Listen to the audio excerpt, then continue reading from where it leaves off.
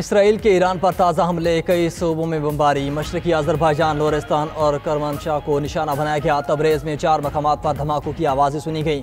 Tehran में बमबारी से इंटेलिजेंस और ऑपरेशंस के सरबराहान जाँ बहक। सरकारी टीवी ने ब्रिगेडियर जनरल गुलाम रजा मेहराबी और ब्रिगेडियर जनरल मेहदी रबानी की शहादत की तस्दीक कर दी। ताज़ा हमलों में 3 ईरानी एटमी साइंसदान भी शहीद हुए। इसराइल के एटमी तनसीबात के बाद मिसाइल साइट्स, एयरपोर्ट्स और ऑयल रिफाइनरीज पर भी हमले। असदाबाद में मिसाइल साइट पर हमले में 2 अफराद शहीद। तबरेज़ रिफाइनरी पर बमबारी। हकीमिया अबादान में रेडार साइट्स को निशाना बनाया गया। ईरानी हुकाम का इसराइल के 2 जदीद लड़ाका तैयारे और जासूस ड्रोन्स मार गिराने का दावा।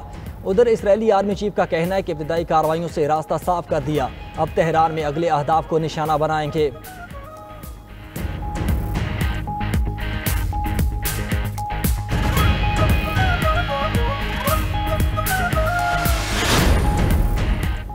ईरान का इसराइल को जवाब, ऊपर तले 5 स्पेल में मिसाइल्स की बारिश। तल अवीव, यरूशलेम और शेरोन धमाकों से गूंजते रहे। ईरान ने 200 से ज्यादा बैलिस्टिक मिसाइल दागे। हमलों में 4 इसराइली हलाक, 70 से ज्यादा जख्मी। कई इमारतें तबाह हो गईं। तल अवीव में इसराइली फौजी हेडक्वार्टर करिया की इमारत पर मिसाइल लगने के बाद आग लग गई। ईरान का इसराइली जौहरी तहकीक मरकज़ को भी निशाना बनाने का दावा। सरबरा पासदारान इनकलाब जनरल अहमद वाहिदी का कहना है कि ऑपरेशन में तल अवीव, अशदोद, हैफा और बीर सबा में फौजी मराकज़ समेत अहम स्ट्रेटजिक एरियाज़ को निशाना बनाया गया। ये पहला मरला है, इसराइल अभी मजीद इंतज़ार करे। इसराइल पर जल्द ही खैबर मिसाइल दागे जाएंगे। ईरान ने अमेरिका, बरतानिया और फ्रांस को भी खबरदार कर दिया। कहा, अगर जवाबी मिसाइल रोकने में इसराइल की मदद की तो खित्ते में मौजूद आपके फौजी अड्डे और बहरी जहाज़ भी निशाने पर होंगे।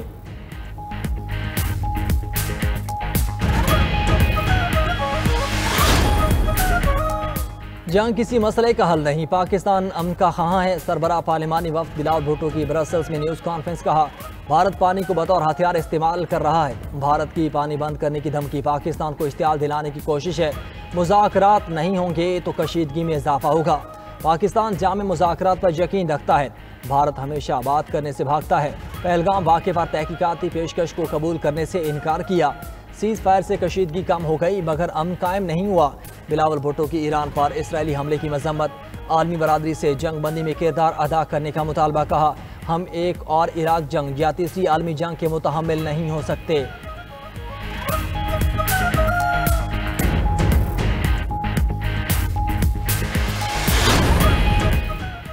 और 2019 में अभिनंदन को भारत वापस भेजना पाकिस्तान का सरेंडर था। वज़ीर दिफा ख्वाजा आसिफ का कहना है कि भारतीय पायलट को 24 घंटे में वापस भेजकर पाक फज़े की फतह को शिकस्त में बदला। साबिक आर्मी चीफ ने उस वक्त वज़ीर आज़म से मिलकर सरेंडर का फैसला किया, जिस पर उस वक्त भी शर्मिंदा थे और आज भी। चंद हफ्ते कबल पाकिस्तान ने मोदी का गुरूर खाक में मिलाया। ऑपरेशन बुनियान मरसूज में कामयाबी से कौम की इज्जत में इजाफा हुआ। हमारी अफवाज हम वक्त तैयार है। पाकिस्तान के खिलाफ कोई भी जारियत हुई तो भरपूर जवाब मिलेगा। वज़ीर दिफा ख्वाजा आसिफ का तमाम इस्लामी ममालिक को इसराइल से ताल्लुकात ख़त्म करने का मशवरा। ईरान के खिलाफ इसराइली जारियत पर OIC का इजलास बुलाने का मुतालबा कर दिया।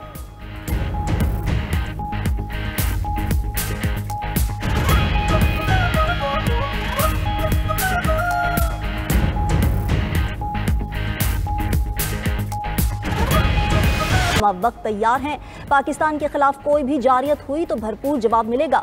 अपोजिशन रहनुमा असद कैसर का भी ईरान की मुकम्मल हिमायत का यादा। कहा, हम अपने ईरानी भाइयों के साथ हैं। OIC इजलास बुलाने के लिए पाकिस्तान अपना किरदार अदा करे।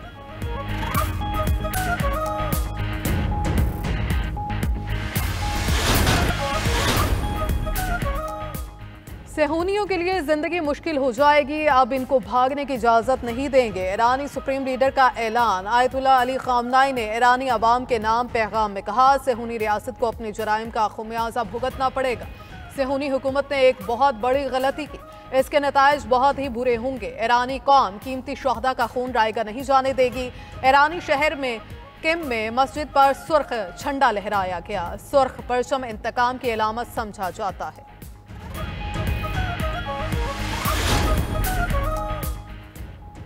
जवाब मिलते ही इसराइल वजीर आज़म समेत पूरी काबीना हिफाजती बंकर मुंतकिल। बंकर के अंदर इजलास से खिताब में नेतन्याहू ने कहा, शहरी इलाकों पर मिसाइल दागकर ईरान ने सुर्ख लकीर पामाल की। ईरानी हुकूमत को खुमियाजा भुगतना होगा। अगर ईरान पर हमला ना करते तो इसराइल का वजूद खतरे में पड़ जाता। ईरान के मिसाइल तैयारी की सलाहियत तबाह कर देंगे। जंग 2 हफ्ते तक जारी रह सकती है। उधर इसराइली फौज का यमन से दागे गए 3 ड्रोन मार गिराने का दावा। इसराइली फजाइया के मुताबिक यमन से आने वाले ड्रोन को कामयाबी से रोका गया।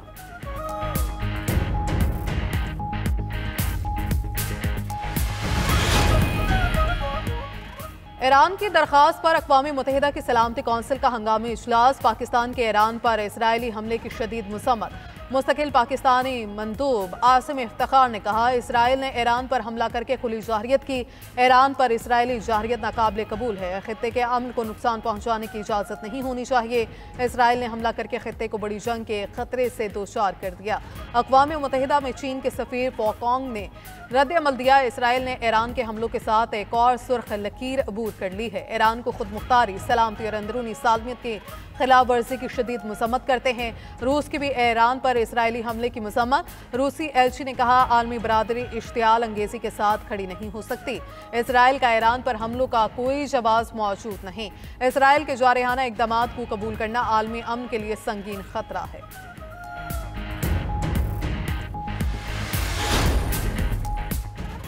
इसराइली हमले में नतन्स की एटमी तनसीब तबाह कर दी गई। बैनुल-अक़वामी एटमी तवानाई एजेंसी की तस्दीक सरबरा IAEA राफेल ग्रोसी ने सलामती कौंसिल के हंगामी इजलास में खिताब करते हुए कहा, नतन्स में ज़मीन से ऊपर ईरान का अफजूदगी का प्लांट तबाह किया जा चुका।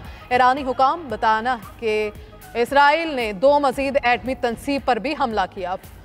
फरूद का तवानाई की अफजूदगी का प्लांट और इस्फहान का प्लांट शामिल है। नतन्स पर हमले के बाद वहां एटमी ताबकारी की अब तक कोई इतलात नहीं है। अमरीकी अखबार न्यूयॉर्क टाइम्स के मुताबिक इसराइली हमलों के बावजूद ईरान का जौहरी प्रोग्राम सलामत है। ऐसा लगता है कि इसराइल जौहरी ईंधन के मुमकिन ज़ख़ीरे को नुकसान नहीं पहुंचा सकता। नायब वज़ीर आज़म इसहाक़ डार का ईरानी वज़ीर ख़ारजा से राबिता। इसराइली जारहियत पर ईरान के साथ मुकम्मल इज़हार यकजहती किया। तर्जुमान दफ्तर ख़ारजा के मुताबिक नायब वज़ीर आज़म ने इसराइली जारहियत की शदीद मज़म्मत की। ईरानी हम मनसब को खित्ते में अमन और इस्तेहकाम के लिए मुकम्मल हिमायत की यकीन दहानी कराई। कहा कि इसराइली हमला अक़वाम मुत्तहिदा के चार्टर और आलमी कवानीन की खुले खिलाफ वर्जी है। इसहाक़ डार का इसराइली हमलों में कीमती जानों की ज़िया पर दिली हमदर्दी का इज़हार। ईरान के साथ भाईचारे पर मबनी मजबूत ताल्लुकात का इआदा किया।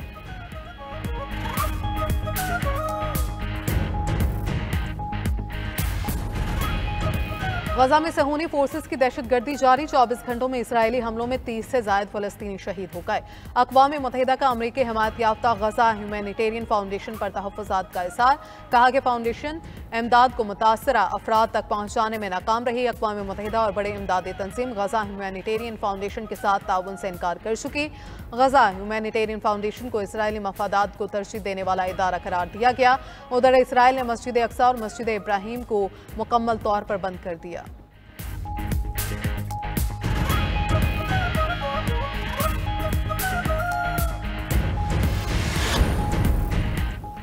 सिंध में 590 अरब रुपए तरक्याती स्कीम पर खर्च होंगे। अगर विफाक ने पूरे पैसे दिए तो ये आदाद शुमार ज़्यादा भी हो सकते हैं।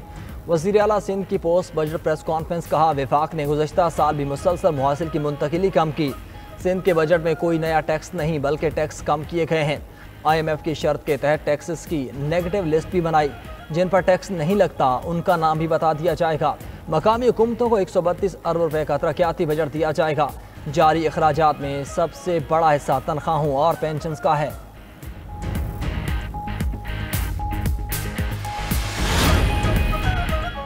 विफाक सिर्फ इस्लामाबाद नहीं बल्कि तमाम सूबे हैं। तरक्याती अखराजात में KP को नज़रअंदाज किया गया। मुशीर ख़जाना खैबर पख्तूनख्वा मुज़म्मिल असलम की पोस्ट बजट प्रेस कॉन्फ्रेंस कहते हैं, ज़म अजला में भी तरक्याती अखराजात की ज़रूरत है। सूबाई फंड से 20 अरब ADP की मद में दिए। विफाक हमें NFC के मुताबिक अपना हिस्सा दे। KP ने ज़म अजला के लिए बजट में ADP की मद में रकम रखी। 40,000 की तनख्वाह पर प्रोफेशनल टैक्स नहीं होगा।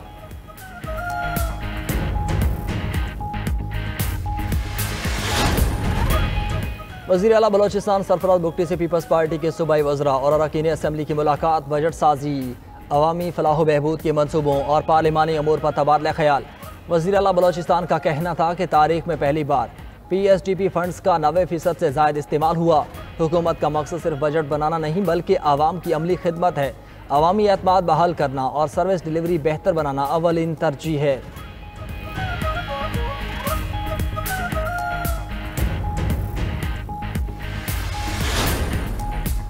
और मुल्क के जनूबी अजला में गर्मी की लहर बरकरार, बालाई इलाकों में मौसम जुज़वी अबरालूद, हल्की बारिश का भी इम्कान। महकमे मौसमियात के मुताबिक चंद मकामात पर ज़्यादा भारी भी मुतवक्के है।